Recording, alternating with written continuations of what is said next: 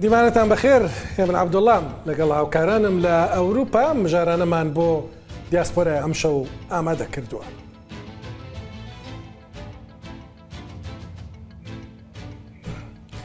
ئەم هەواڵە بۆ ئەوانەیە کە مەترسی دیپۆرتکردنەوەیان لەسەرە. یەکێتی ئەوروپا دەیەوێت گوشاری زۆرتر بخاتە سەر عێراق بۆەوەی کۆچبەران وەربگرێتەوە. دەشڵێ ئێستا عێراق باشتر لە جاران هاوکاریان دەکات. کەمێکی دیکە وردەکاریەکەیتان بۆ باس دەکەم. اینجا دەچینە سەر سنووری فینلەند و رووسیا و زانیارێکی نوێ سەبارەت بە کۆچبەرینە یاسایی لەو سنوورە ئاشکرا دەکەێت. دەرکەوتووە خەڵک لە ڕێگەی ئێرانەوە دێنە رووسیا و لەوێەوە بە فینلەندادا دێنە نێو یەکێتی ئەوروپا. دوایەوە دەچینە نەمسا دەرکەوتووە لە مانگەکانی ڕابردوودا خەڵکێکی کەمتر لە وڵاتە داوای وڵاتینامە یان پاسپۆرتیان کردووە. هۆی ئەمە چییە؟ کەمێکی دیکە وەڵامەکەی وەردەگرن.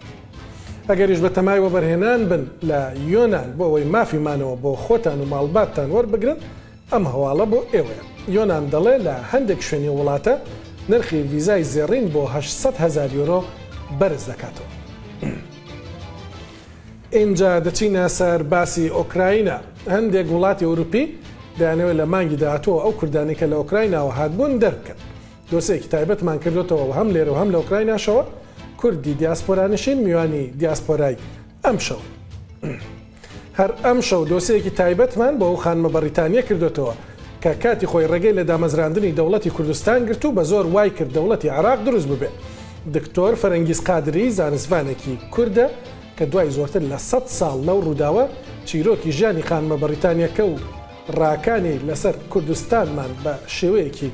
نوێ بۆ باس دەکات.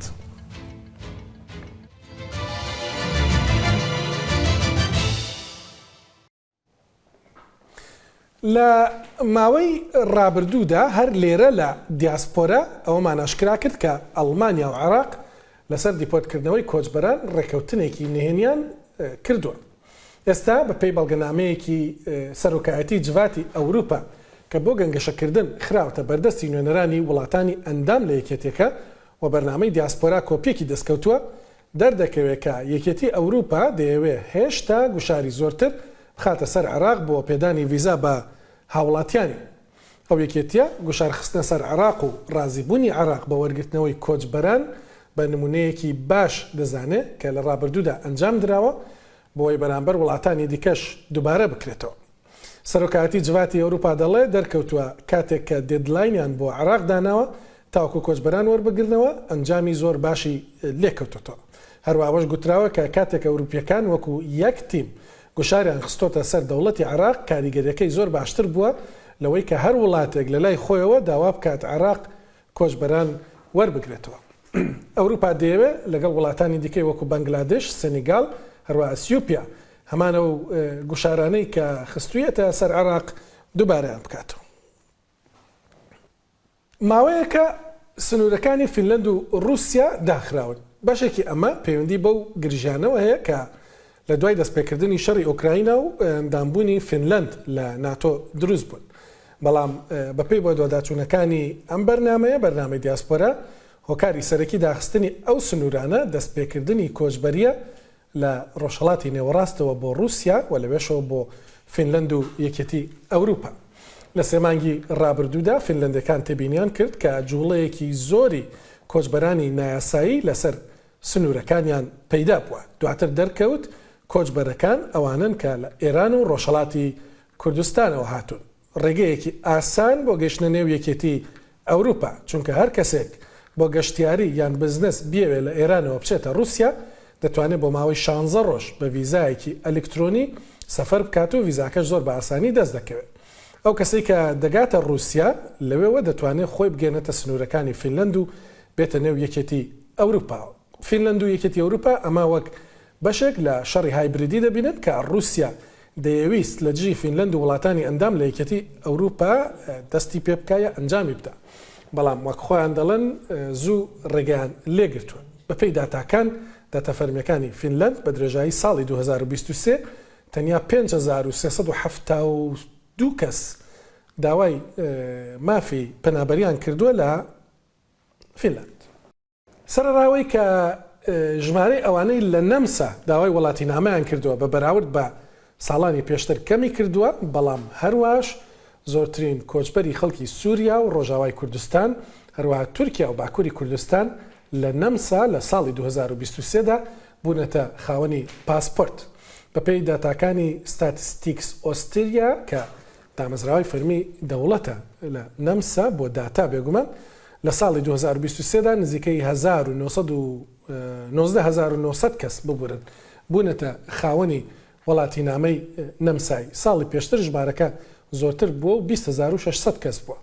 بەپێی یاساکانی نەمسا ئەوانەیە کە قوربانی دەستی نازیەکان بوون لە جەنگی جیهانی دووەم و لە دەرەوەی نەمسا دەژین دەتوانن داوای وڵاتی نامەی نەمسایی بکەنەوە. بۆیە جاران زۆر کەس لە ئەمریکا لە بەریتانیا و لە وڵاتانی دیکەی ئەوروپا و داوای پاسپۆرتی وڵاتیان دەکرد. ساڵی ڕابردوو دەردەکەوێت بە پەیداتەکان کە ژمارەیەکی زۆر کەمتر داوای وڵاتی نامەیان کردووە.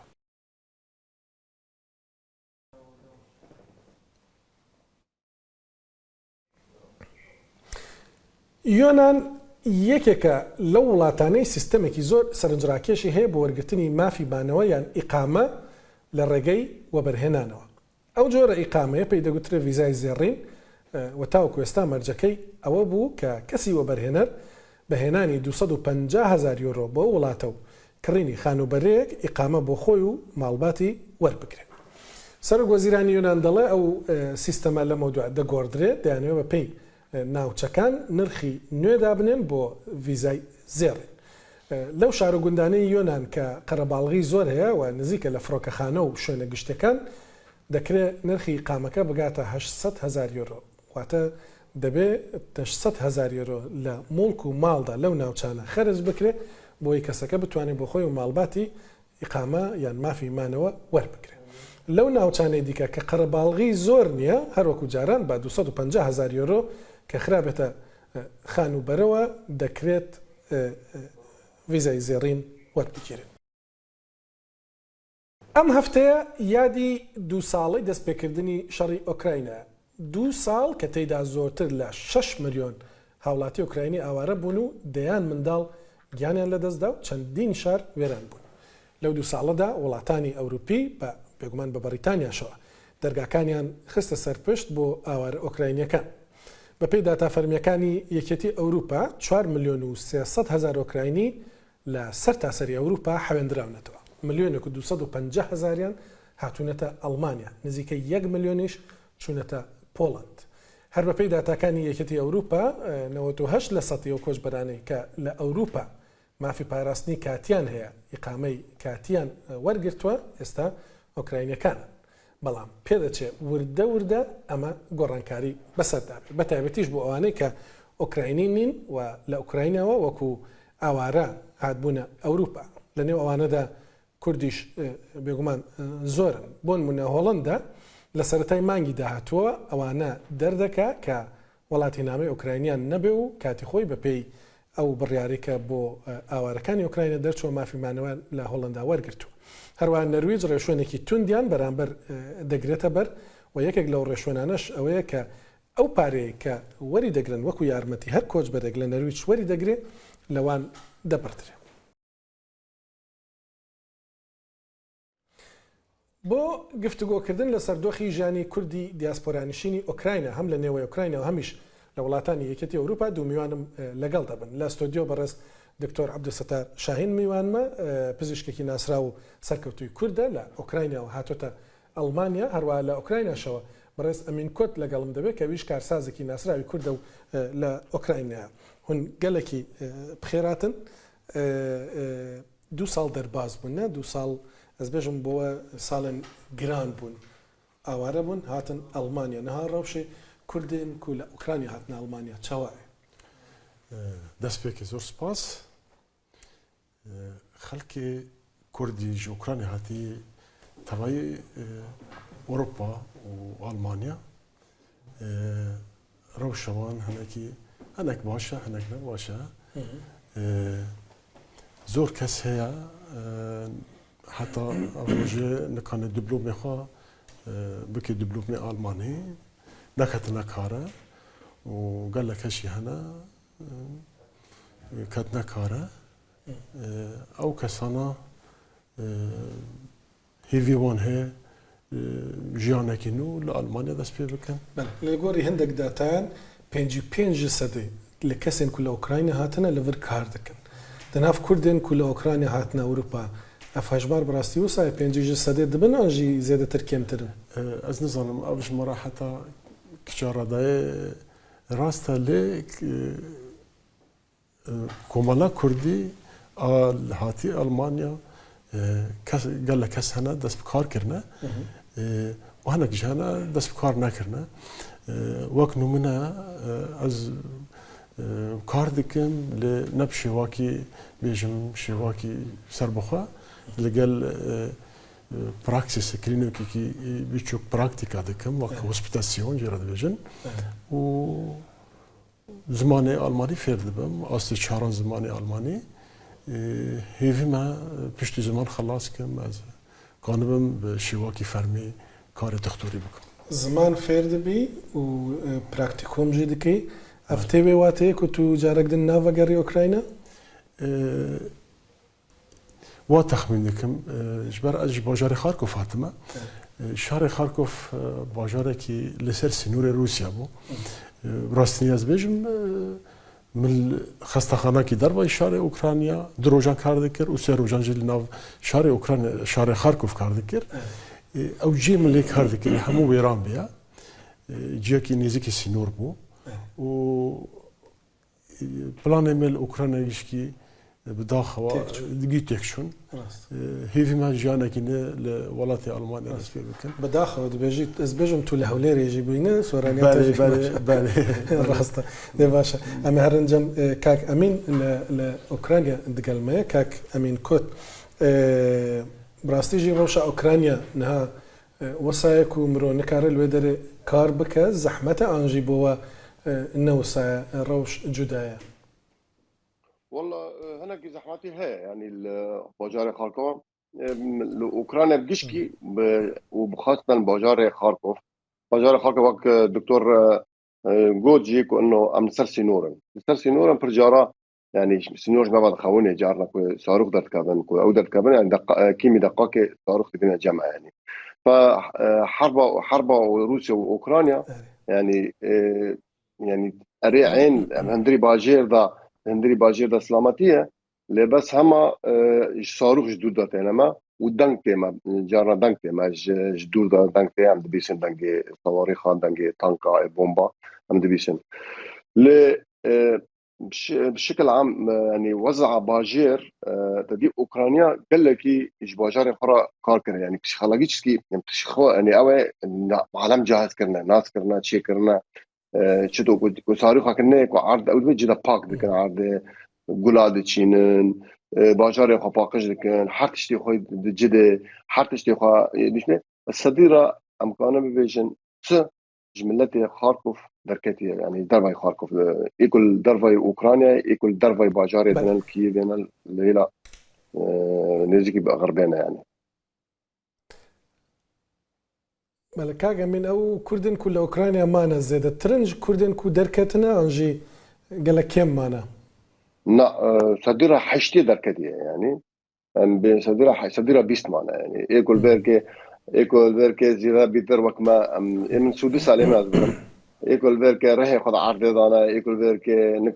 نكان بوبيتشا ونم مثلا بس ماديا مثلا يعني مثلا كبسيكولوجي يعني كان هر جيكي هر جندا حياتك ندس بيبكي وبكي سما زحمت بو امان بيري يعني بس ام بنا ولا طاجه بيركي جي تدي ام بيركي باسبورت اوكراني تدي حسب قانون اوكرانيا جي حيجده سال ده حطاني 6 سالي بيشتي بري شهر تفتح برا العالم بيشتي انها برناد يعني يجي عمري حيجده سال حطاني 6 سالي برناد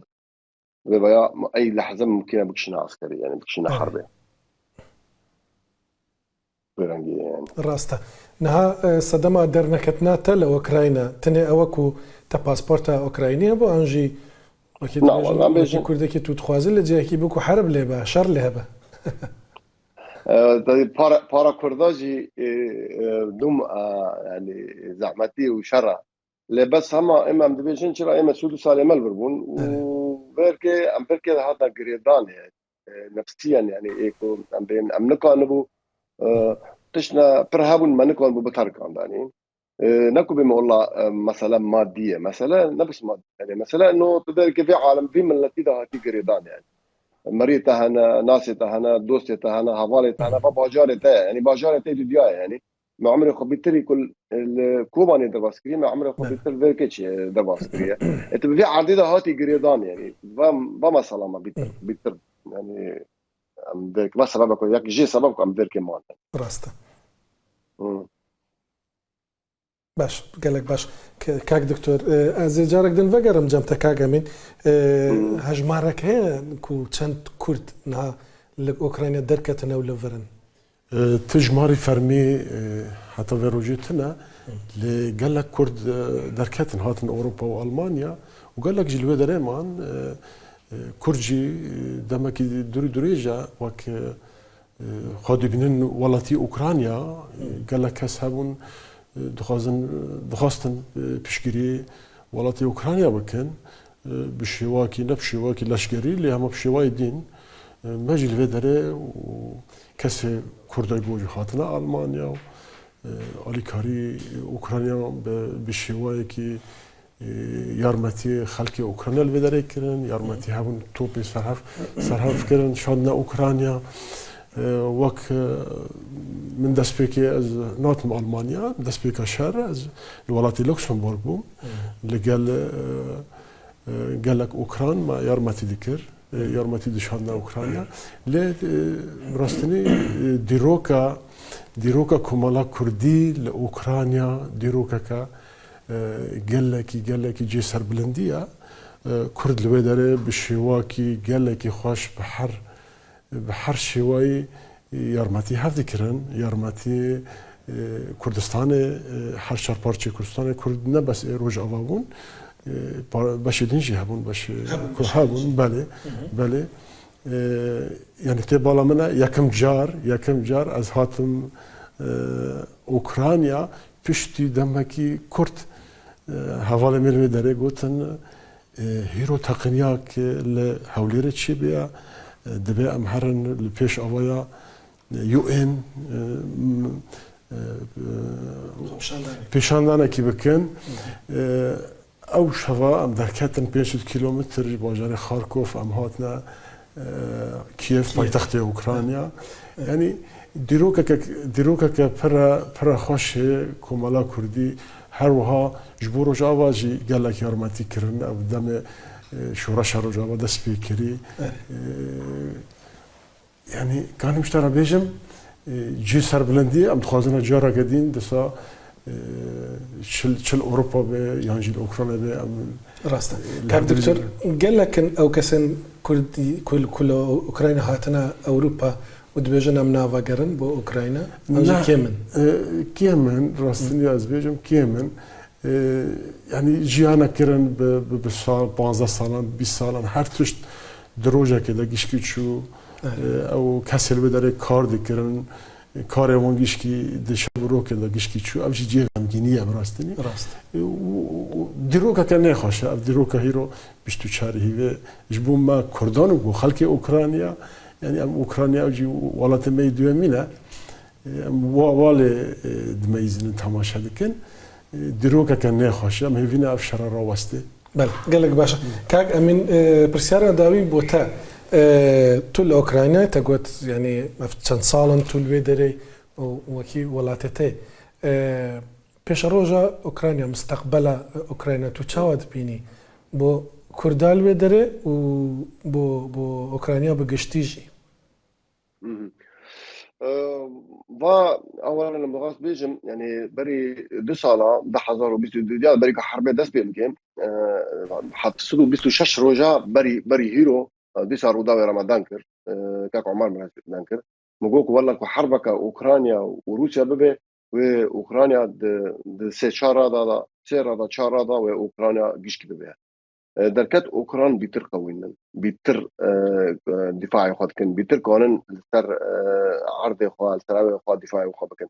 روسيا اوكرانيا هيرو عين زحمتي تدا هي نكو زحمتي تنا طبعا باليكاريا اوروبا وامريكا وبريطانيا لا بس هما او نغز متي ولاتي خدكن وجما كردار جي حركسك ام يعني ايه كم مش خرا كان ام جري ولا تيرا كان بما انه في ولا بحسب القانون في ولا طالع مش ولا كان مش خرا كان بس مستقبل اوكرانيا ان شاء الله رندا مستقبل اوكرانيا ان شاء الله وخير به وبا حربجي بسكنه ام نزان كينغ انا كان وقت بحدد كينغ بسكنه اللي بس بسكنه حرب بين الدولات هذه بسكنه لملتي ما كردي الفيركي يعني صديرة مكان ببيجن حشتي شو صديرة بيست جمانا فبيست الفيركي مانيجي جارنا تنقايز شيء بين جارنا تدي بوازينا غازي حربة يعني مرة عاجز دبي ل عم دبينن ايما بخوا عم دبينن يعني فيركي ويروك هابت شيء بي وش بلد شيء باشا قالك سباس كاجا من كتلة أوكرانيا تقلمبو وها دكتور عبد الستار شاهين لفرلنا في استوديو القلمبو ما بحسي 2 صالة بشتي الشر لأوكرانيا كردن الدياسبورا نشين كردن كل أوكرانيا بون قالك شوان وكيوا بيست دركتنن هالا أوروبانا ما بحسي بيش روج كركلا قالك سباس كو توجي ليفربوي كاك دكتور